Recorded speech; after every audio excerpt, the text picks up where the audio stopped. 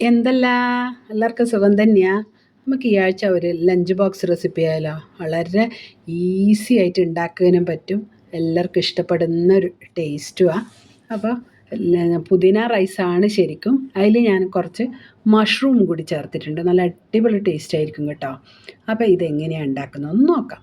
അപ്പോൾ അതിനായിട്ട് ഒരു ഗ്ലാസ് ബാസ്മതി റൈസാണ് എടുത്തിട്ടുള്ളത്. നിങ്ങൾക്ക് വേണമെങ്കിൽ കൈമയോ ഇനി പൊന്നിയോ ഏത് വേണമെങ്കിലും എടുക്കാം കേട്ടോ. ഇതൊന്ന് നല്ലോണം കഴുകി വെള്ളം ഒഴിച്ചിട്ട് ഒരു 20-25 മിനിറ്റ് കുതിരാൻ വെക്കാം. അതൊരു ഭാഗത്തിരിക്കുമ്പോഴത്തേക്ക് നമുക്ക് ബാക്കിയുള്ളതെല്ലാം തയ്യാറാക്കിയെടുക്കാം. അതിനാദ്യം നമുക്ക് വേണ്ടതൊരു പുതിനേൻ്റെ ഒരു പേസ്റ്റ് അരച്ചുണ്ടാക്കിയെടുക്കണം. അതിനായിട്ട് ഒരു നല്ലോണം അമർത്തി വാരിയാൽ 1.5 പിടിയോളം പുതിന എടുത്ത് വെച്ചിട്ടുണ്ട്. അതിലേക്ക് ഒരു 4 പച്ചമുളക്. ഇത് വളരെ എരിവ് കുറഞ്ഞ പച്ചമുളകാണ്, അതുകൊണ്ടാണ് ഞാനിങ്ങനെ ചേർത്തിട്ടുള്ളത്. അത് നിങ്ങൾ നോക്കിയിട്ട് നിങ്ങളെ എരിവിനനുസരിച്ച് കൂട്ടുകയോ കുറക്കുകയോ ചെയ്താൽ. ഇത് മാത്രമേ നമ്മൾ എരിവിനായിട്ട് ഉപയോഗിക്കുന്നുള്ളൂ. വളരെ കുറച്ച് മല്ലിയിലയും ഒരു കഷ്ണം ഇഞ്ചിയും ഒരു 4-5 വെളുത്തുള്ളിയും ഇതെല്ലാം കൂടി ഇട്ടിട്ട് നല്ല ഫൈൻ പേസ്റ്റായിട്ട് നമുക്കൊന്ന് അരച്ചിട്ടെടുക്കാം. കണ്ടോ, നല്ല ഫൈനായിട്ട് അരച്ചിട്ടുണ്ട്. ഇതൊരു ഭാഗത്തിരിക്കട്ടെ. ബാക്കിയുള്ള എല്ലാം കഴിയുമ്പോഴത്തേക്ക് നമ്മൾ അരി നല്ലോണം കുതിർന്ന് വന്നിട്ടുണ്ട്. ഇതൊന്ന് നമുക്കൊരു അരിപ്പയിലിട്ടിട്ട് വെള്ളം വടിയാൻ വെക്കാം. അതവിടുന്ന് വെള്ളം ഊറ്റി വരട്ടെ. അപ്പോഴത്തേക്ക് നമുക്ക് ഒരു പാത്രം അടുപ്പത്ത് വെച്ചിട്ടുണ്ട്. അത് ചൂടാകുമ്പോൾ അതിലേക്ക് 2 ടേബിൾ സ്പൂൺ വെളിച്ചെണ്ണയാണ് ഞാൻ ഒഴിച്ചു കൊടുത്തിട്ടുള്ളത്. നിങ്ങൾക്ക് ഏത് ഓയിൽ വേണമെങ്കിലും എടുക്കാം. ഇതിലേക്ക് കുറച്ച് സ്പൈസസ് ചേർത്ത് കൊടുക്കണം. ഒരു ബേ ലീഫ്, ഒരു ജാതിപത്രി, ഒരു കഷ്ണം പട്ട, 2 ഗ്രാമ്പു, പിന്നെ ഒരു 1/2 ടീസ്പൂൺ കുരുമുളക്, പിന്നെ ഒരു ഹീപ്ഡ് ടീസ്പൂൺ പെരിഞ്ചീരകം. ഇതെല്ലാം കൂടി ഇട്ടിട്ട് ഒന്ന് മൂത്ത് വരുമ്പോൾ നമുക്കിതിലേക്ക് ഒരു 1/4 ടീസ്പൂൺ മുതൽ 1/2 ടീസ്പൂൺ വരെ നല്ല ജീരകവും കൂടി ചേർത്ത് കൊടുക്കണം. പിന്നെ നമ്മൾ വേറൊരു മസാലയും നമ്മളിതിൽ ചേർക്കുന്നില്ല കേട്ടോ. അപ്പോൾ അതാ ഏകദേശം മൂത്ത് വന്നിട്ടുണ്ട്. ഇപ്പോൾ ഒരു 1/2 ടീസ്പൂണിൻ്റെ അടുത്ത് നല്ല ജീരകവും ചേർത്ത് കൊടുത്തിട്ടുണ്ട്. അത് നല്ലോണം പൊട്ടി വരുമ്പോൾ നമ്മൾ നേർങ്ങനെ അരിഞ്ഞിട്ട ഉള്ളി, നീളത്തിലരിഞ്ഞ ഉള്ളി ചേർത്ത് കൊടുത്തിട്ട്, ഉള്ളി നല്ലോണം നമുക്ക് അറിഞ്ഞൂടെ, സാധാരണ നമ്മളിപ്പോൾ വാട്ടുന്ന പോലെ ഗോൾഡൻ ബ്രൗൺ കളറിൽ നല്ലോണം ഒന്ന് വാട്ടിയെടുക്കുക. നല്ലോണം വാടി വരട്ടെ. കണ്ടോ, റെഡി ആയിട്ടുണ്ട്. ഈ സമയത്ത് ഞാൻ ഇതിൽ മഷ്റൂം ചേർത്ത് കൊടുക്കുന്നത് 200 ഗ്രാമിൻ്റെ ഒരു പാക്കറ്റ് നല്ലോണം കഴുകി വൃത്തിയാക്കിയിട്ട് പകുതിയായിട്ടാണ് ഞാൻ മുറിച്ചിട്ടുള്ളൂ. വളരെ ചെറിയ കഷ്ണം ആക്കണ്ട കേട്ടോ, കാരണം ഇത് വാടുമ്പോഴത്തേക്കും ഒന്നും ഉണ്ടാവില്ല. നമുക്കൊരു അത്യാവശ്യം ഒരു കഷ്ണം കാണണമെങ്കിൽ ഞാൻ 1 ടീസ്പൂൺ ഉപ്പ് ചേർത്ത് കൊടുത്തിട്ടുണ്ട്. ഉപ്പും ചേർത്തിട്ട് നല്ലോണം വഴറ്റുമ്പം കണ്ടോ വെള്ളം ഇറങ്ങി വരുന്ന കണ്ടില്ലേ.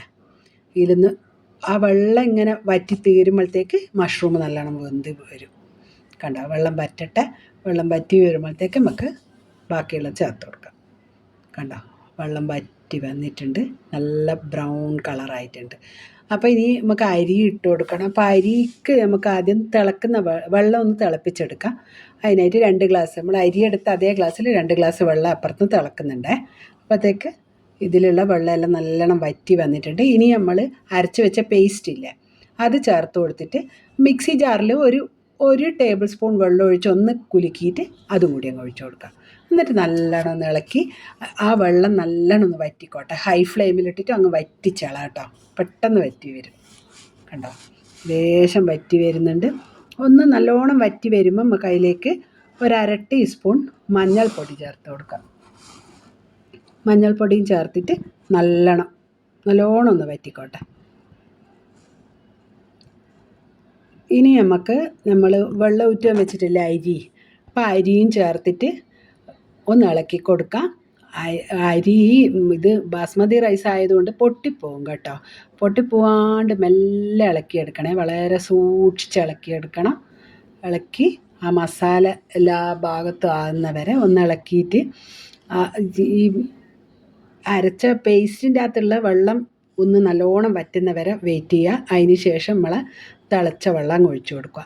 തിളച്ച വെള്ളം ഒഴിച്ചിട്ട് നല്ലോണം ഒന്ന് ഇളക്കുമ്പോഴത്തേക്ക് തന്നെ ഈ സമയത്തെല്ലാം ഹൈ ഫ്ലെയിമിൽ തന്നെ ഇടുക കേട്ടോ. കണ്ടോ, ഇനി ഉപ്പ് നോക്കി, ഉപ്പ് കുറച്ച് കുറവാണ്. അപ്പം ഞാൻ ഒരു 1/2 ടീസ്പൂണും കൂടി ഉപ്പിട്ട് കൊടുത്തിട്ടുണ്ട്.